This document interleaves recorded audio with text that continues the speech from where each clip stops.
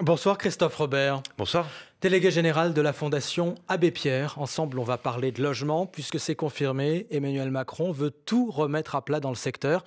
Quelques premières annonces hier à Toulouse, vous y étiez d'ailleurs. D'autres annonces la semaine prochaine lors d'un conseil des ministres. Est-ce que vous soutenez cette démarche, ce grand chamboule-tout, ce raz-de-marée promis par le président ? Écoutez, tout dépend de quoi on parle. Si le chamboule-tout, c'est couper les APL, comme ça a été annoncé au milieu de l'été, de 5 euros, ou prolonger une baisse des APL qui servent, pour les ménages modestes et les plus pauvres, à se loger dans de meilleures conditions, c'est une catastrophe sociale. Donc nous, on demande vraiment le retrait de cette baisse de 5 euros et surtout de ne pas aller plus loin dans les entailles qui pourraient être apportées à cette aide qui a une fonction sociale primordiale dans notre pays dans le domaine du logement. C'est ça qui est en question aujourd'hui, puisqu'il s'agit maintenant aussi de transformer le système du logement social en baissant, c'est une piste, les APL pour ceux qui bénéficient d'un logement social et simultanément, les organismes HLM baisseraient les loyers. Finalement, le gouvernement cherche à rendre, c'est ce qu'il dit, le système plus sain. Est-ce le cas ? En fait, le modèle économique du logement social, grâce à des aides, des avantages de taux, grâce à des subventions, grâce à des aides des collectivités, d'un ensemble d'acteurs, on arrive à faire sortir du logement moins cher que le marché pour loger les personnes qui ont besoin d'être aidées. Donc c'est un modèle économique qui repose à la fois sur des prêts plus intéressants, des subventions, etc. Donc les bailleurs sociaux, ils savent faire. C'est-à-dire que si vous injectez des moyens financiers supplémentaires avec des avantages de taux ou des subventions plus importantes ou du foncier gratuit, ils arrivent à faire sortir des logements moins chers. Ils peuvent même reconventionner, c'est-à-dire des logements qui seraient peut-être trop chers pour certains publics pour être reconventionnés par l'État à un niveau de loyer moins cher. Donc la question, c'est combien on va mettre sur la table pour arriver à faire du logement social moins cher. Combien qui va mettre sur la table ? Vous avez bien compris, Christophe Robert, que c'est la question principale aujourd'hui. L'État cherche à faire des économies, et notamment là, très vite, 2 milliards dans le domaine du logement. Les APL et le logement social, ce sont les deux principaux leviers d'exercice de la solidarité dans le domaine du logement dans notre pays. Donc, si les bailleurs sociaux peuvent apporter une contribution supplémentaire, ils le diront. Mais il faut surtout que ce modèle économique du logement social ne soit pas abîmé. Ça fait 100 ans qu'il fonctionne bien. Nous, on voudrait l'exporter en Europe et il faut être sûr que dans 10 ans, on peut continuer à produire. Donc si aujourd'hui, j'allais dire, parce qu'on voudrait faire des ponctions, on fragiliserait durablement le modèle du logement social, ce ne serait pas une réussite. J'espère que ce n'est pas ce que le gouvernement veut faire. Pas plus que j'espère que le gouvernement souhaite continuer à baisser encore les APL. Vous continuez à défendre ce système des APL, des aides au logement, qui coûtent très cher. Et au même moment, vous êtes bien placé pour le savoir à la Fondation Abbé Pierre, le mal-logement continue à augmenter. Il y a de plus en plus de gens qui ont du mal à se loger. Pourquoi est-ce que vous défendez ce système ?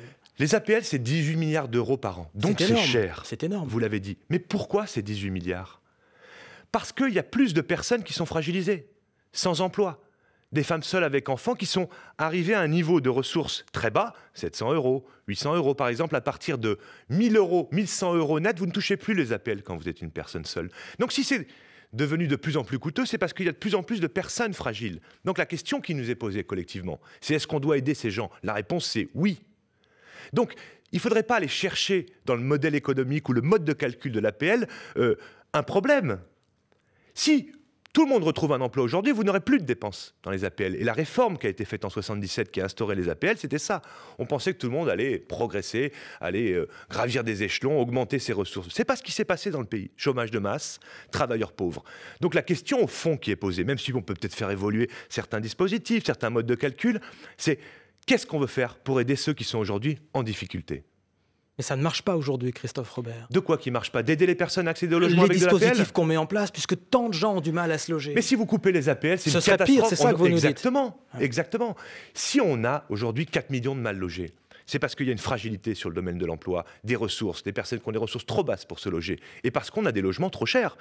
Si le gouvernement veut par exemple faire baisser la facture sur les APL, si on fait baisser significativement les prix du privé, par exemple l'encadrement des loyers, ça pourrait conduire à une petite baisse des APL.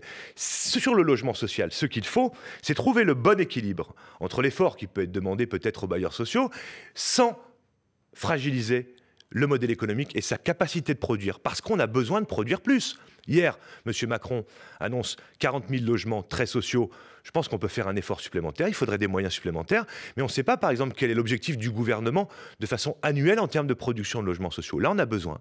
Et comme le président de la République hier a annoncé vouloir faire une nouvelle politique pour le logement des personnes défavorisées, qui à bien des écarts va dans le bon sens, mais ça doit s'accompagner de production de logements sociaux, d'APL plus solvabilisatrices, et puis de mobilisation du parc privé.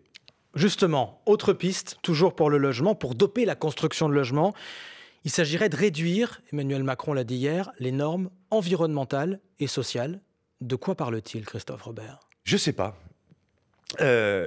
Là aussi, tout dépend de quoi on parle. C'est une demande, ça, des promoteurs et des professionnels du secteur qui disent avec moins de normes, on pourrait construire plus vite, moins cher et donc davantage. Je pense qu'il faut être prudent. C'est-à-dire que peut-être il y a eu une surinflation de normes à certains moments, où, si vous voulez, comment ça fonctionne, on se dit, bah, ça c'est une bonne norme, ça c'est une bonne norme, et puis on les multiplie, puis tout à coup on s'aperçoit que ça devient énorme. S'il s'agit de dire, par exemple, dans des villes comme Paris, où il y a des moyens de transport assez développés, bus, tram, métro, etc., on réduit le nombre de parkings obligatoires, vous comprenez bien que peut-être il y a mieux à faire. Donc si on parle de ça, c'est peut-être acceptable. Je ne suis pas, à la Fondation Abbé Pierre, pas spécialiste des normes.